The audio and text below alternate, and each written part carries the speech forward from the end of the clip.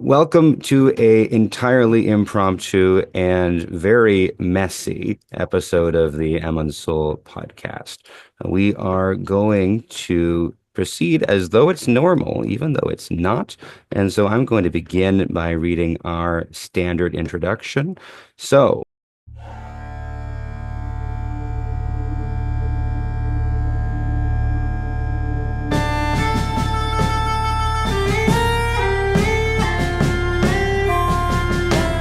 in the first days of the North Kingdom, they built a great watchtower on Amon Sûl.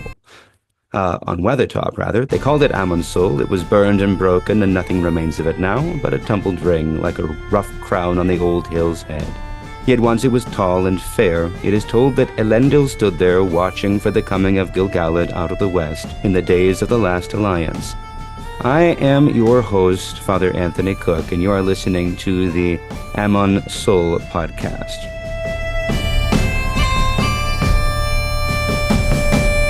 Now, I called this the Paschal Extravaganza / Panic episode because I, like everyone else you can see on the screen here, have been in the beautiful, wonderful, amazing throes of Great Lent and Holy Week and Pascha for the last several weeks, and a normal episode has simply not been in the cards. So we're here, and I'm very happy to have with me past guest co-hosts, Dr. Cyril Jenkins in the upper left, and a long ago and future guest co-host, Richard Barrett, in the lower right below me, and then future co-hosts, Father Timothy Cook at the bottom, and Josh Cook on the lower left, and together we are going to talk about Paschal passages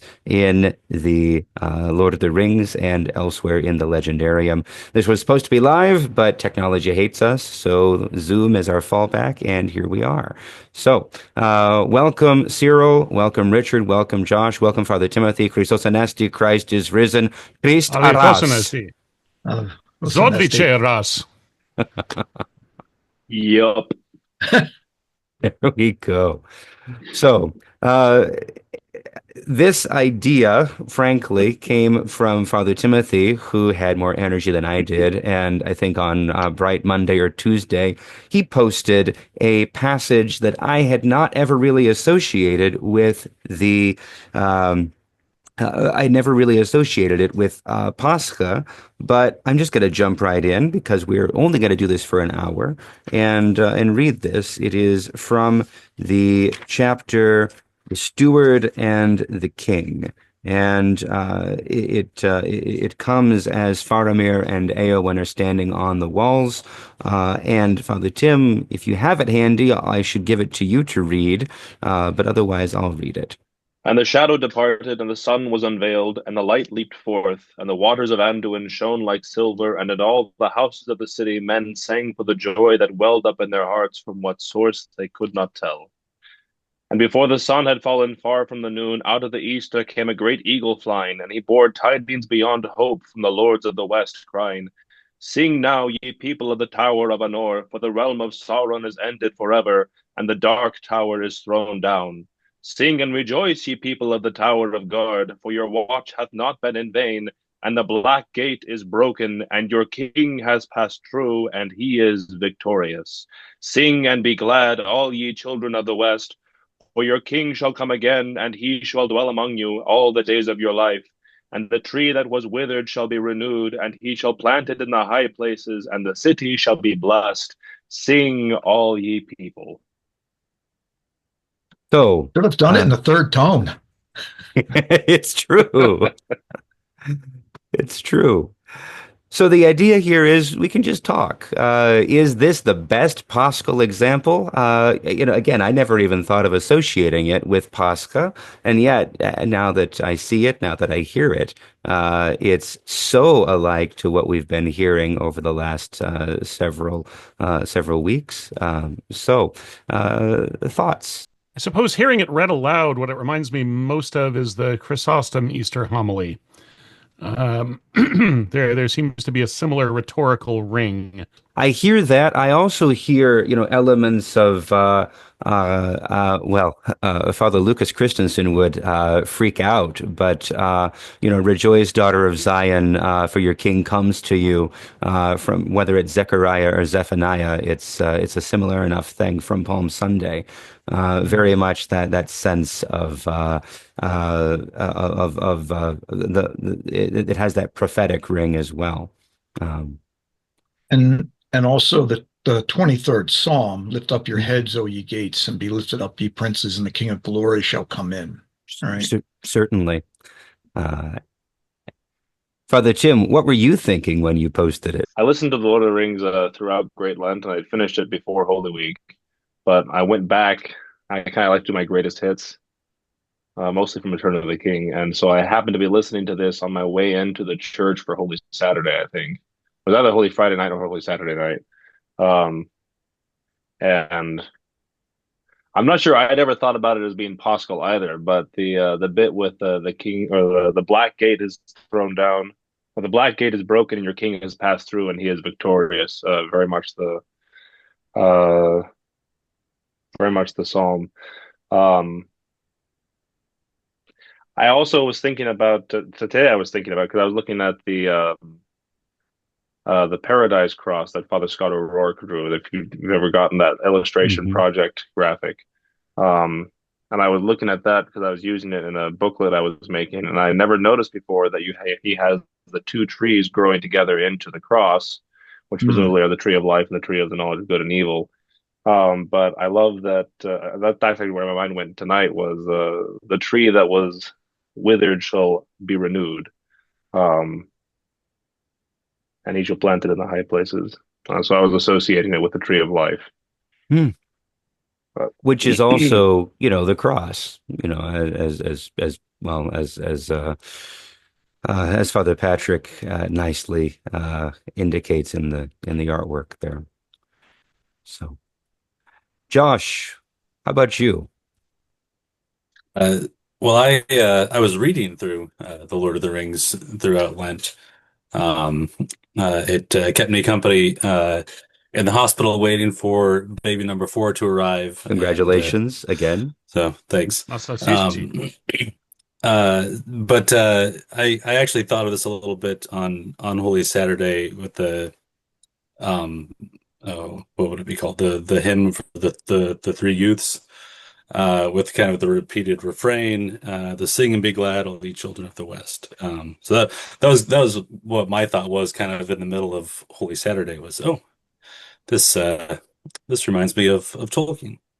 Um, the other thing I thought a little bit about it, reading what comes before that, where Faramir is looking, and he says it reminds me of Numenor and the wave and the foundering, and then there's the tremor, the earthquake. All of that kind of takes it back to Holy Friday, and Mhm. so it very much sets up the Paschal imagery. Certainly. Now, what's interesting is, this is a victory, but this is, on the one hand, this is just Aragorn, and he's not even the one who really won the victory. Although I guess we could argue it's a matter of his sacrifice and the sacrifice of all those who go with him that allows the meek and humble, Frodo and Sam, to complete their quest. So there is a legitimate victory, but even then, this is not explicitly and directly Paschal, but at best, it's typographically, foreshadowing. Aragorn is only a type of Christ. Although I think we can list a lot of points where he fills that sort of role. From the paths of the dead through the arrival at dawn at the Pelennor Fields, in the guise of an enemy, and even through the houses of healing, sequence with the hands of the king, or the hands of a healer. All of this. We could talk a lot about how Aragorn is a type of Christus Victor, I guess, if you will. Um, but I'm curious, if any of you want to say more about that sort of thing, or have other passages that you would identify as uniquely, specifically Paschal. Um, Well, you touched on a lot of them just now. But it's an one of the invitation, thing, an open door. one of the thing about Maybe- this yeah. in particular, that I think we'll find elsewhere too, is that the one of the things that you don't, well, you find it with the myrrh bearers, but you don't find frequently in the Gospels. See, now that I say that, I'm thinking about the examples where you do find it. But you don't find the faithful watchers, right? The people who are actually faithfully watching and keeping. Um, or it seems like we have a lot more examples of people who are unfaithful, who have abandoned God, abandoned the covenant, who are not watching for the Messiah or don't recognize him when he comes. There are a lot more of those than people who are actually watching. But one of the things the eagle is stressing is that the people of Minas Tirith, the people of the West, are the ones who have been faithful, who have been waiting, who have been watching. And in that sense, it's not so much, I think, that Aragorn is doing everything, but in his return, we see the fulfillment of all of that faithfulness, all of the watching, all of the waiting, and all of um, the return of the king. Not just that it's Aragorn, but the return of the king is itself, I think, a very Paschal type. Hmm. The messianic in Yeah. healing. Richard, you were going to say. Well, in some of the prefatory materials you sent out, you brought up the question of eucatastrophe, Hmm. and it it seems perhaps worth um, defining that for any listeners who might not be sure what that is, just in terms of anchoring it for the rest of the conversation.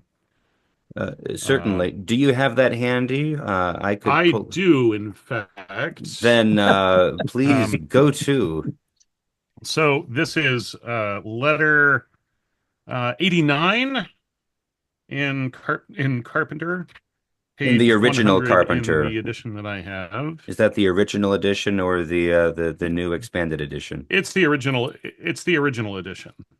Excellent. So for I so all of a sudden I realized what it was, the very thing that I've been trying to write about and explain in that fairy story essay that I so much wish you had read that I think I shall send it to you. For it, I coined the word eucatastrophe, the sudden happy turn in a story which pierces you with a joy that brings tears, which I argued it is the highest function of fairy stories to produce. And I was there led to the view that it produces its peculiar effect because it is a sudden glimpse of truth. Your whole nature chained in material cause and effect, the chain of death, feels a sudden relief as if a major limb out of joint had suddenly snapped back. It perceives, if the story has literary truth on the second plane, for which see the essay, that this is indeed how things really do work in the great world for which our nature is made. And then I think this point is perhaps key to the discussion. And I concluded by saying that the resurrection was the greatest eucatastrophe possible in the greatest fairy story, and produces that essential emotion. Christian joy, which produces tears because it is qualitatively so like sorrow, because it comes from those places where joy and sorrow are at one, reconciled as selfishness and altruism are lost in love. Of course, I do not mean that the Gospels tell what is only a fairy story, but I do mean very strongly that they do tell a fairy story, the greatest. Hmm. And since you've read that, I want to propose that there's another passage that needs to be read in parallel with that from the Aina Lindale. And this is from, within the first 5 pages of the Silmarillion, of course, and we've had, Ilúvatar has created, the Ainur, the offspring of his thought, and he's had them make music. And the first theme he set for them, Melkor disrupted, and the second theme, Iluvatar set again, and Melkor disrupted it. And the third theme, then we see, then this paragraph needs to be read. Although Richard, I think you read this on your episode a number of years ago. The third theme grew amidst the confusion, and it was unlike the others, for it seemed at first soft and sweet, a mere rippling of gentle sounds and delicate melodies, but it could not be quenched, and it took to itself power and profundity. And it seemed at last there were two musics progressing at one time before the seat of Iluvatar, and they were utterly at variance. The one was deep and wide and beautiful, but slow and blended with an immeasurable sorrow from which its beauty chiefly came. That resonated strongly with that statement that joy and sorrow are mingled. The other had now achieved a unity of its own, but it was loud and vain and endlessly repeated, and it had little harmony, but rather a clamorous unison, as of many trumpets braying upon a few notes. And it essayed to drown the other music by the violence of its voice, but it seemed that its most triumphant notes were taken by the other, and woven into its own solemn pattern. In the midst of this strife, whereat the halls of Iluvatar shook, and a tremor ran out into the silences, yet unmoved, Iluvatar arose. Oh, I hadn't caught that before. Arose a third time, and his face was terrible to behold. Then he raised up both his hands, and in one chord, deeper than the abyss, higher than the firmament, piercing as the light of the eye of Iluvatar, the music ceased. So, yeah, I think those eucatastrophe and the resurrection and that passage from Ainulindale have to be put together. Sure. And as long as we're talking about my appearance from 2019, the bit that precedes the Song of the Eagle, where Tolkien says that the men sang for joy that welled up in their hearts from what source they could not tell. One of the things I posited back in 2019 was that when people are making music in Lord of the Rings, there is some way that they are participating in the creative work of Iluvatar. And I think that's hinted at here, broadly speaking. I agree. To give a hint for the next actual episode where you'll be the guest host, on that episode, I want to do a follow-up on your thesis inquiring how the bath song at Crick Hollow features in that thesis. But that's for later. Coming attractions. But The language from that eucatastrophe quote is almost a dead ringer for the description of the reaction to the minstrel song at the field of Cormallen. Where they passed in thought out to regions where pain and delight flow together, and tears are the very wine of blessedness. Let me throw something out here that Yes. When I was kind of rereading the passages you had initially suggested, Tom Bombadil at the Barrows and Aragorn in the Paths of the Dead and so on. I get perhaps less Easter itself than the harrowing of hell, Holy Right. Saturday. Yes. And Holy Saturday, we colloquially call it a little Pascha, but in fact, it's actually just the first liturgy of Easter, historically speaking. So, to the extent that we're dealing in typography here rather than the fulfillment, maybe that's appropriate. That the imagery does kind of lend itself more to the harrowing of hell than the full-on resurrection. And in that Holy Saturday, of course, in the Roman rite, you have the stripping of the altar, and Sam and Frodo have to as I recall, have to go up Mount Doom finally, stripped. So Right. But the Tom Bombadil passage, they also are stripped Yep. And and honestly, frankly, I had not really distinguished between, Paschal imagery and harrowing of Hades imagery in my mind, and I like the distinction you're drawing there, because in terms of typology and anticipation, Tolkien would surely feel inappropriate about, even beginning to try to do a parody of the resurrection itself, but Hmm. uh, but hinting, making sure that he reflects even in a mirror darkly, the destruction of the power of death. Well, Um, sure. And that's yeah. the resurrected Gandalf, uh, Yes, echoing the road to Emmaus, right? And right, right. Frankly, I think the whole work, the whole legendarium is suffused with this sense of death and resurrection. mhm. It's not hard to find. Cyril, you look like you've got something to say, and Well, there are a number of things. One of them is going to take us off in a bit of a different direction, but there were um, Anglo-Saxon imagery about the harrowing of hell and In about the Caedmon, right? pillaging. What's that? In Caedmon, right? Well, Caedmon, but also, I mean, explicit images like Hmm. icons and Mhm. imagery, artwork of Christ destroying death, Christ breaking open the mouth of hell and pulling people out. Um, I know this because Father Andrew had a reproduction made for him of one of these images, and it does have this kind of Anglo-Saxon-esque look about it, as opposed to what we would think of as Byzantine iconography. And so Tolkien may well have been aware of all this. I have no idea. But the other thing was the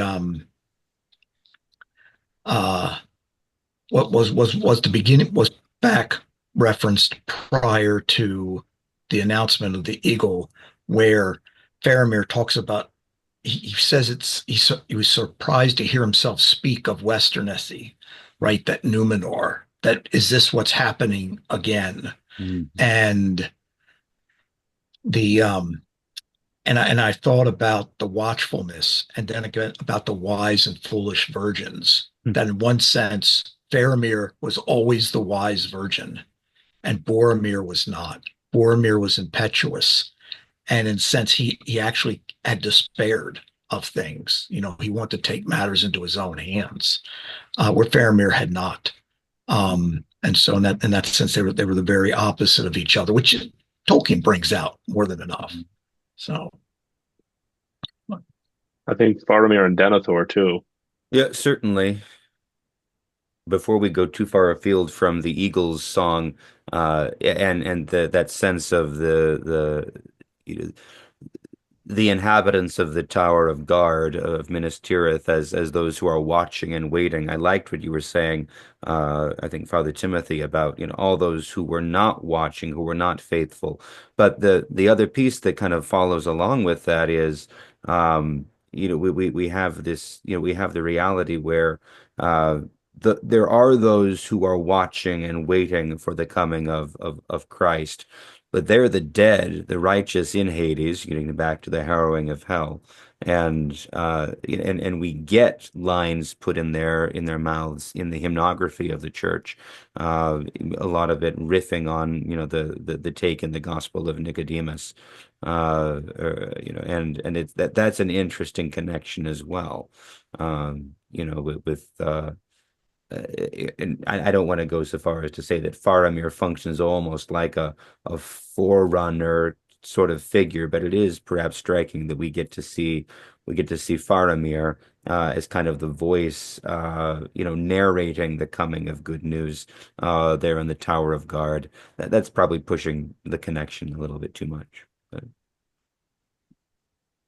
I had a different connection in mind, but I was going to save it for the Houses of Healing. well, why don't you just bring us to the Houses of Healing then? Okay. Did you have you just mentioned the Houses of Healing. Did you have a particular piece of the Houses of Healing in mind? I didn't. I was just thinking the whole, the whole scene, Aragorn as kind of incognito coming in and healing, it all has very, Christological overtones. He's not yet revealed. He's veiled, and yet he's doing the work of a king. And yet they welcome him, which is interesting, which is perhaps why they are the ones to whom the message comes. But you know, The I always found, and it's not that I don't love the healing of Eowyn and um, Mary, but I always find it the more Paschal overtones than the healing of Faramir. But hmm I probably shouldn't read the whole thing, right? probably not. Um, the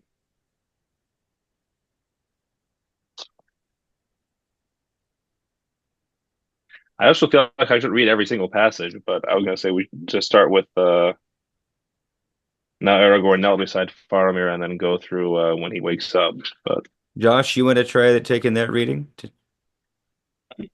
Uh, yeah, if I can find it quickly.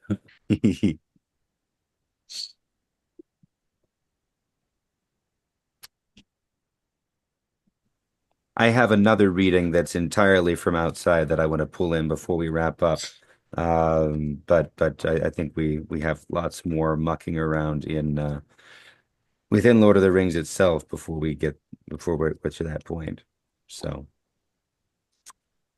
Are you in the Where did you? three? Are you in the 3 volume or the 1 volume? I, One volume for me. 864. there we Ah, go. that's where I am. Okay. Just found Turn it. it, turn Um, in your hymnals too. where, where did you have in mind, Father Tim? I was thinking now Aragorn knelt beside Faramir and held a hand upon his brow. I think I have it as 865. Oh, yes. Okay. Um, I will. I wanted to read the Herbmaster parts, but I Oh, will. I I'll think start you where you should. I suggested. think you should I read the think I Herbmaster think you parts. should.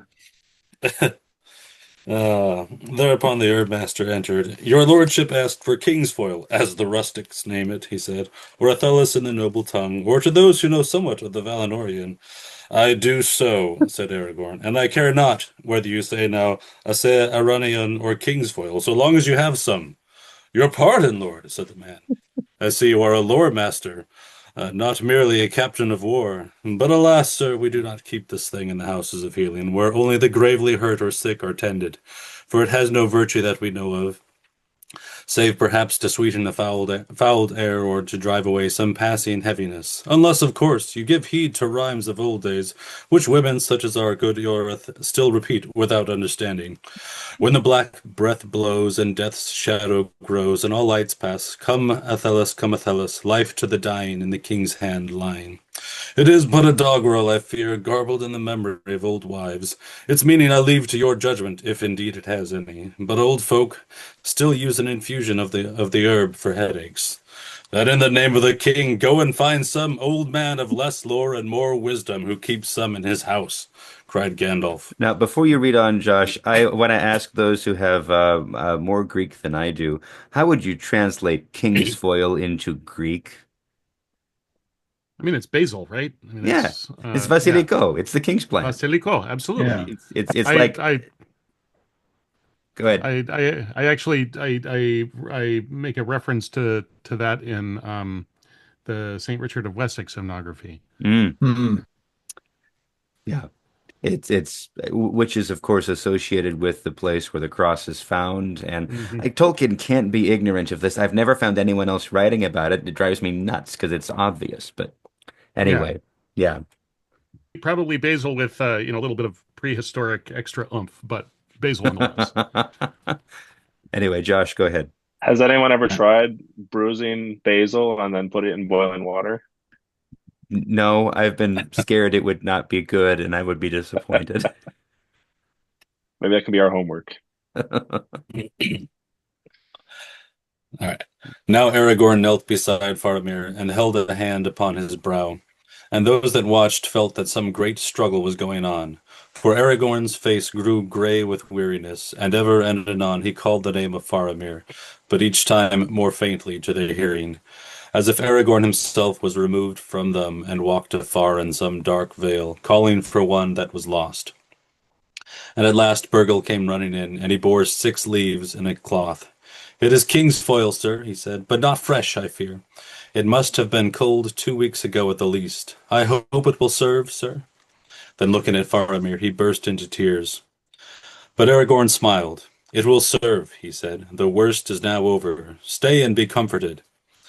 Then taking 2 leaves, he laid them on his hands and breathed on them, and then he crushed them, and straightway a living freshness filled the room, as if the air itself awoke and tingled, sparkling with joy. And then he cast the leaves into the bowls of steaming water that were brought to him, and at once all hearts were lightened. For the fragrance that came to each was like a memory of dewy mornings of unshadowed sun in some land of which the fair world in spring is itself but a fleeting memory. But Aragorn stood up as one refreshed, and his eyes smiled as he held a bowl before Faramir's dreaming face. "Well now, who would have believed it?" said Ioreth to a woman that stood next to her. "The wheat is better than I thought. It reminds me of the roses of Imloth Melui when I was a lass, and no king could ask for better." Suddenly Faramir stirred, and he opened his eyes, and he looked on Aragorn, who bent over him, and a light of knowledge and love was kindled in his eyes, and he spoke softly. "My lord, you called me. I come. What does the king command?" "Walk no more in the shadows, but awake," said Aragorn. "You are weary. Rest a while, and take food, and be ready when I return." "I will, lord," said Faramir, "for who would lie idle when the king has returned?" I think that's a good place to stop. Nicely read, Josh. Yeah, I mean it's inescapable. Um, So the what comes, and I bounced around with this one, and then I jumped to the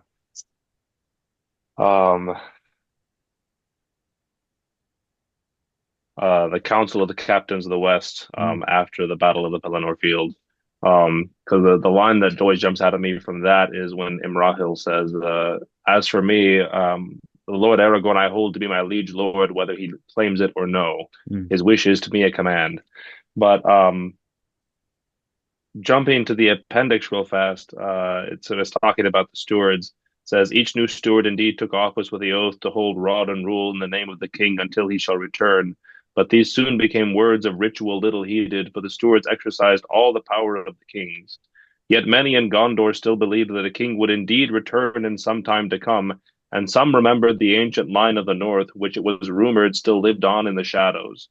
But against such thoughts the ruling stewards hardened their hearts."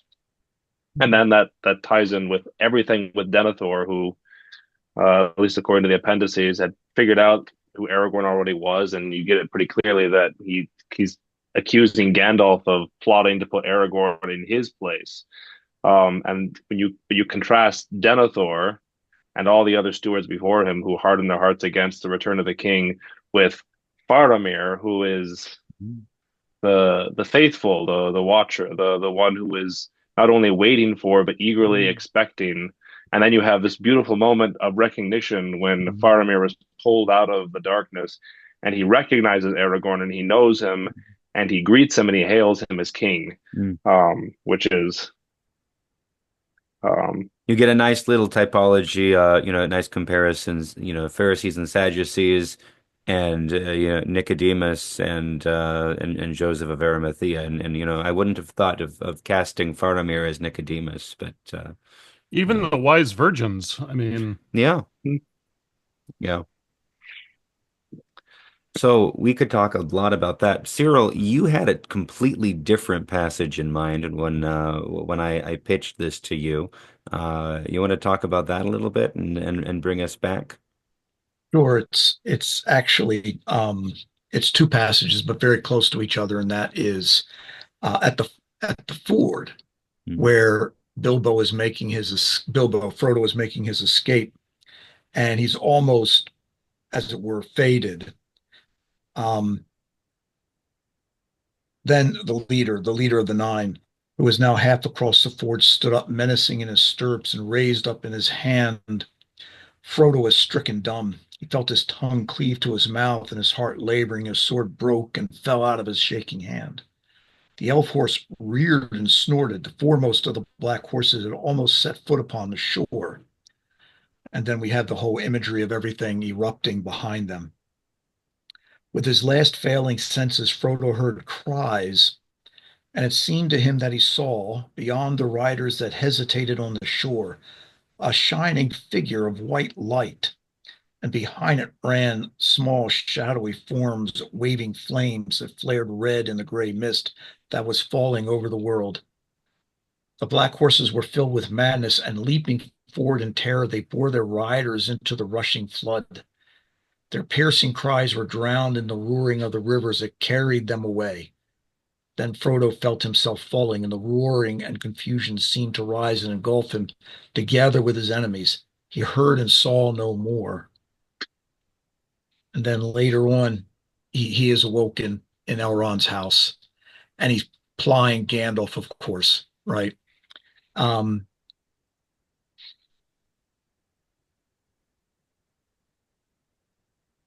and he asks, well, pick it up. Yes, at present, until all else is conquered, this is Gandalf. The elves may fear the Dark Lord, and they may fly before him, but never again will they listen to him or serve him. And here in Rivendell there live still some of his chief foes, the elven wise lords of the Eldar from beyond the furthest sea. They do not fear the ring race, for those who have dwelt in the blessed realm live at once in both worlds, and against both the seen and the unseen they have great power. I thought that I saw a white figure that shone and did not grow dim like the others. Was that Glorfindel then? Yes. You saw him for a moment as he is upon the other side, one of the mighty firstborn. Nice word. One of the mighty firstborn, an elf lord of a house of princes. Indeed, there is power in Rivendell to withstand the might of Mordor. But I've always liked Glorfindel. I always wish that there was more Glorfindel, right? I have a fever, and the only prescription is more Glorfindel. And it was like, with everything that Peter Jackson could have done, he didn't do it. And apparently, with the Amazon, there's no Glorfindel. And it's just like, I mean, here was a great, and I think in one of the letters, Tolkien made mention that, he wouldn't have sent Glorfindel with the nine on the journey. He would have called attention to them, that he was such a powerful individual. And I always think about this, that they're not exactly right. I mean, the elves aren't angels. They certainly aren't unfallen humans. They're certainly a fall. But they're almost like how we would think about saints, that the saints can see both sides of the world. And they kind of live on those edges where the unseen world, both the angelic and the demonic, but they know not to fear the demons. And for Glorfindel, there was no fear of the ring race in him. And so, and obviously, of course, because Glorfindel himself has been someone who was returned from the dead, right? Returned from the dead. And so I had thought about this. It's an image of the resurrection, more kind of a Lazarus figure, I would say, than, our Lord. And, he was someone willing to sacrifice himself. He was someone who, in one sense, preserved the line of, Elrond's line, actually, right? So in the flight from Gondolin, he's the one who saved the refugees from the Balrog. So I mean, I just thought about that here's someone, he's like Gandalf, falls, eventually is sent back. And so all these things are always imperfect, and I don't think Tolkien would ever want them to somehow attempt to be perfect. But I think it's very much there, the idea that only through death can we ever obtain life. Right. And if you add to that, the ring wraiths are effectively a perversion, an inversion, an imitation of that integrated whole, uh, you know, elf lord like Glorfindel, like Finrod, one as it were that has, seen the light of the trees, that is living both a life in perfect harmony with the created order, with Arda, and is conscious of that spiritual reality as well. But the ring wraiths, and therefore has, apparently unlimited life, or life, at least life that is limited only by the end of the world itself. The ring wraiths achieve that, through being stretched thin. But it's like all of the works of the enemy, they're imitations, trying to gain that same power and status, but through mechanistic arts that end up, working to their own destruction. And yet, even the knife of the Witch King functions to, draw Frodo into that Wraith world. And I remember, even, Gandalf's observation before Frodo even wakes up, that he's becoming like a glass, that the light will shine in, but you know, because he's pure. I'm not, I feel like there's a connection of all of that, but it's not, it's eluding me to make it exact and specific. Yeah. Yeah, I mean, I wouldn't mind hearing what everyone else has to say, but I think that that's a good point about the ring wraiths, that they also desire an unending life. It seems that this is what's offered to them. It's what's they take up the deal that was offered to the kings of Numenor, right? But that Numenor was destroyed, whereas they were allowed to be seduced. Right. So The other it thing is. about the ring wraiths is they gain that capacity to exist in the, if you will, the spiritual world, but at the cost of existing fully in the physical world, and the way Tolkien describes it, more in the drafts explicitly than in the actual text, but that's why the significance of the sniffing in the early chapters that I've been reading with my guests, that they can't really see clearly, especially not veiled as they are. Um, and and you're never more at danger of them than if you put on the ring. right, You're in less danger with the ring off. right. Because then you're invisible to the physical world, but you're visible to them. Yes. Um, Yes. but thoughts from everyone else about that, because that's an interesting twist. Josh, you look like you've got a thought. Well, I've got maybe the beginnings of a thought. I've kind of thought about this after hearing your what you've said, Father Anthony, about whether or not it's appropriate to have elvish aspirations, Ah, um, and thinking about well, I cheated and searched for this one on my Kindle, but when Faramir meets Frodo, and he says, "There's something strange about you, Frodo, an elvish air, maybe."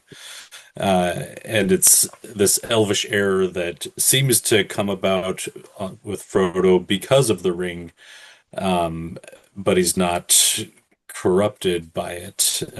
So, in some sense, Frodo is getting at least an air that's similar to what Glorfindel has. mhm. And it seems to be brought about by the ring. And so in that sense that maybe an elvish aspiration or an elvish air is a good thing. Um, but that's about as far as I've gotten my thought. And maybe you can flesh that out for me a little bit more completely, Hmm. if it's worth it. And Sam says something to Faramir too. He says, "You said my master had an elvish air, and that was good and true." Of course, Sam would say that. But I can say this: you have an air too, sir, that reminds me of well, Gandalf of wizards. And that was, as Faramir says, maybe you discern from far away, the air of Numenor. Right. Uh, so I like that dual recognition between them of something, um, something, um, something a little bit more beyond, well, a little bit more beyond, I guess. Sure. I have thoughts, but Cyril, Richard, Father Tim. I'll throw out that for me, the Glorfindel, um, how do we put this? The Glorfindel apparition, for me, it calls to mind more Transfiguration than Easter. That strikes me as more of a, um, in biblical terms, a mountaintop experience um, than an empty tomb experience. Mm. I can agree on the one hand, but also I would say that the there's a sense to my mind, and it's connected with that idea of transfiguration, of a power, uh, of a communion, Hmm. a wholeness, and an understanding that is veiled, that is hidden, throughout. And I feel like that the vision of the trees stands in for those that comprehend the larger reality of the cosmos, which is to say, fundamentally, all of them are even in their within Tolkien's conceit that this is our world in a basically in a pre-pagan era. Even Hmm. they are anticipating, they are looking forward, they are discerning from afar in time a reality that they can barely hint at. They are anticipating the resurrection, and the most that we hear anyone say about that is probably Aragorn on his deathbed in the appendices. We are not bound forever to the circles of the world, and beyond them is more than memory. But maybe a little bit of that sense, that almost kind of ties together that transfiguration reality, with Glorfindel or others, uh, you know, letting the veil drop, or with Frodo perhaps being able to see beyond the veil in a moment. But what he's seeing is someone who is functioning as this is pushing it too far, but as a member of the great cloud of witnesses who hoped and lived in faith and trust, knowing what they were waiting for, but were not allowed to see it. And Hmm. Tolkien makes that fairly explicit in the Athrabeth, which is where I wanted to kind of wrap up, at least for my part of making some offerings here. Um, and I'm assuming all of you are familiar with the Athrabeth of Finrod and Andreth from Morgoth's Ring. That was my first episode on here, 6 years ago now. Um, I know what but it is, even if I haven't read it.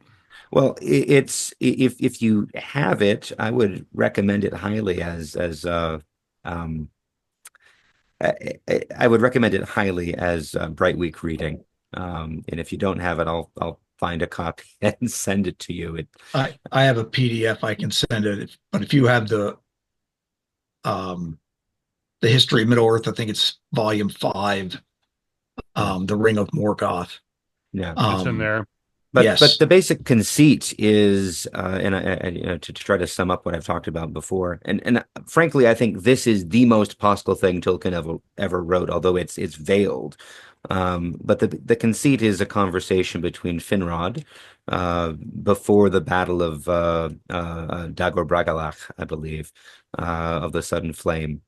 And hopefully I'm not mixing up my Silmarillion.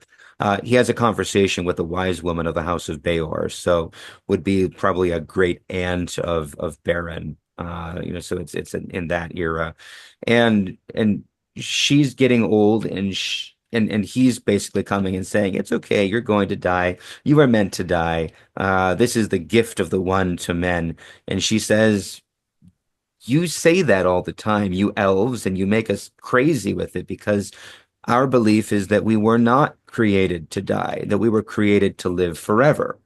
And then you have this really interesting, well, interesting to me, philosophical discussion with Finrod saying, what do you mean live forever? Because you think we elves are immortal, but we don't live forever either.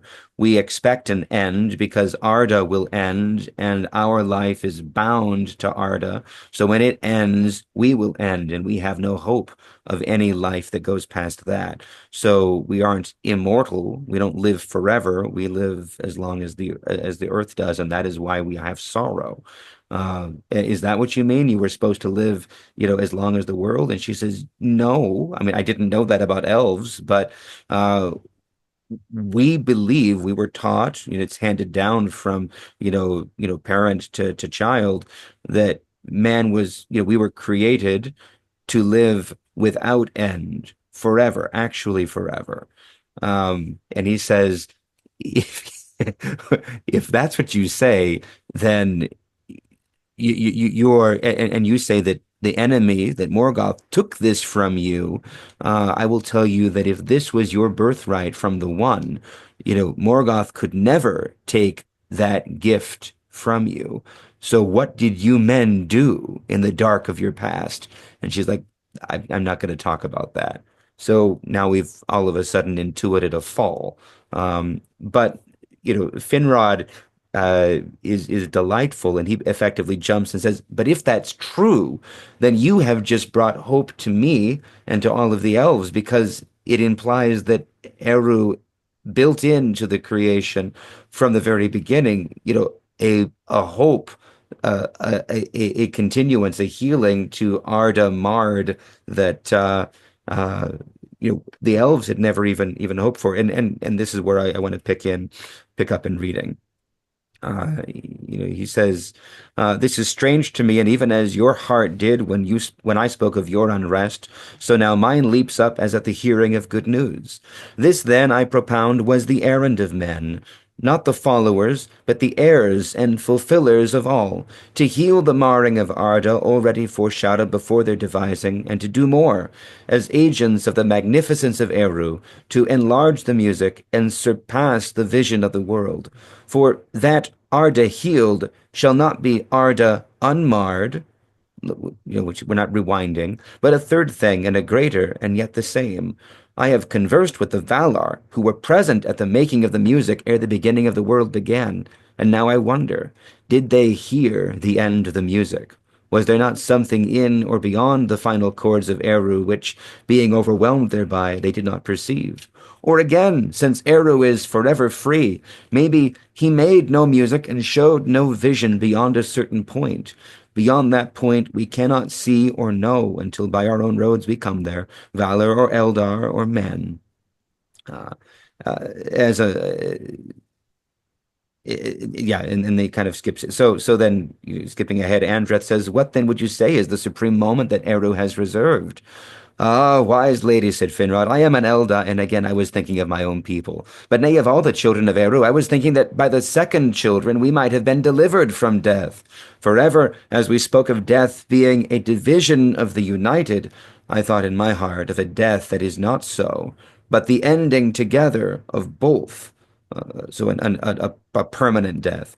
For that is what lies before us, the Eldar, so far as our reason could see, the completion of Arda and its end, and therefore also of us children of Arda, the end when all the long lives of the elves shall be wholly in the past.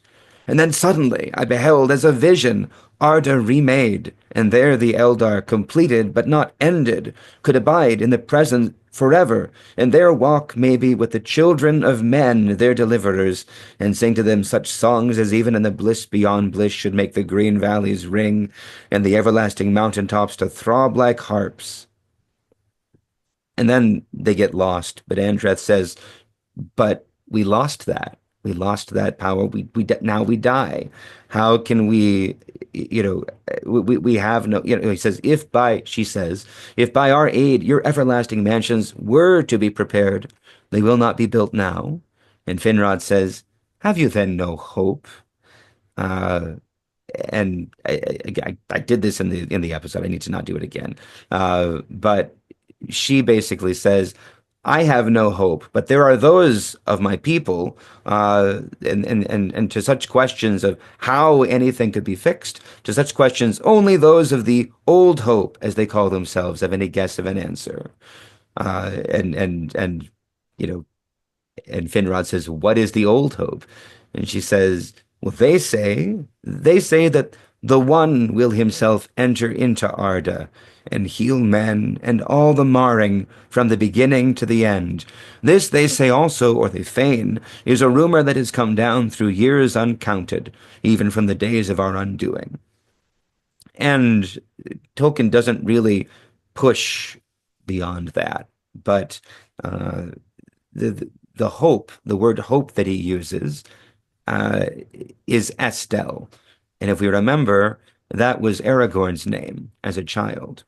And I think that the idea Tolkien has is, I think this was supposed to be like an appendix to the Silmarillion, in the same way that the tale of Aragorn and Arwen was an appendix to the Lord of the Rings. And I think that they're intended to be a matched pair, so that this passage tells us that the wise among the elves, from this conversation with the wise among those first generations of humans that came into the West, they've learned something of each other, and they've intuited something about the role of men. This is why they're willing to leave, why they remain, why they have this sorrow, why they have this love for human beings. And this is the hope that somehow Aragorn is carrying all the way through, so that at the end, Arwen, who has, as it seems, the lost the portion of the elves, Arwen has gained something, even if it is gained in grief. Arwen has gained a part in the resurrection. Arwen has gained that destiny that is hidden, that life that is hidden with Christ in God. Again, Tolkien wasn't willing to push it that far, but anyway, to my mind, this is the most Paschal thing that Tolkien wrote, and this is behind every one of these other passages that we're reading. But I might Sure. be pushing too far. I would commend it to you, Richard, because it's kind of how Anselm's Cordaeus Hamas should have been written. It's really a good piece. Anselm is one of those guys I want to stay off my side. So, It's like, please don't argue in favor of what I believe. Please don't. You're just going to mess it up. Anyway, other thoughts. I didn't mean to steal the stage for so long with the Athrobeth, but anyone who hasn't read the Athrobeth, please read the Athrobeth, especially in this Paschal season. I only wish I could read it for the first time again. It's been years since I've read it, but Joseph Pierce's book on Tolkien's Catholicism, the title of it is escaping me right now. Tolkien, Man and Myth. Yeah. That's the one. He goes into some detail about the Athrobeth, as I recall. Mm. And that was, he comes to much the same conclusion that you do, if memory serves. Mm. And there are some, they're not appendices, but there are some of the things that Tolkien wrote that go back and look at what exactly was it that broke men, that Morgoth did in those unspoken times. Yeah. Yeah, I think it's in the same chapter, like following on. But it's not part of that really tight, beautiful, perfect conversation. One of the things I really like about the conversation is that Finrod is excited. Finrod has had a moment of eucatastrophe in his own head, and Andreth doesn't get it. She's entirely buried in the sorrow of her own old age and the loss of of the love that she had wanted to pursue with Finrod's brother, as it turns out. But uh, so Tolkien again, he veils this, but but you can see what he's veiling. I mean, I know from the letters, I know that there's a struggle that he wants to remain the Catholic, right? And therefore, right, death is almost, I mean, death really is a punishment as opposed to for us consequence. Hmm. Um, and so he's always trying, how do I work my theology in this around that, right? It's really a struggle, it seems. Right. But it seems that even so, what he comes up with, it doesn't feel like a punishment. And I wonder to what extent that's, that he painted himself into a corner from the beginning, because he always was speaking of death as the gift of men. Um, but, but that was my earliest struggle with Tolkien. How do you square death as a gift, um, with death as a punishment, as a bad thing? Right. How can it be both? Yeah. Just to come back quickly to Richard's point about transfiguration in Glorfindel, just to note quickly that, of course, even in the transfiguration, there are obvious notes about the crucifixion, right? We celebrate transfiguration 40 days before the Feast of the Cross, but Peter and John are there talking with him about his death to be accomplished in Jerusalem. And so, so that, I mean, it's all integrated. So Sure. anyway, yeah. At any rate, we have been recording for an hour and more now. So I think I promised you all we wouldn't go longer than that. Anyone want to throw in some final words? I had a half-baked thought, which is more of a joke, but going back to your conversation about ring wraiths, which was if the ring wraiths are like butter scraped over too much bread, then surely the Paschal opposite is butter in abundance scraped over bread in abundance.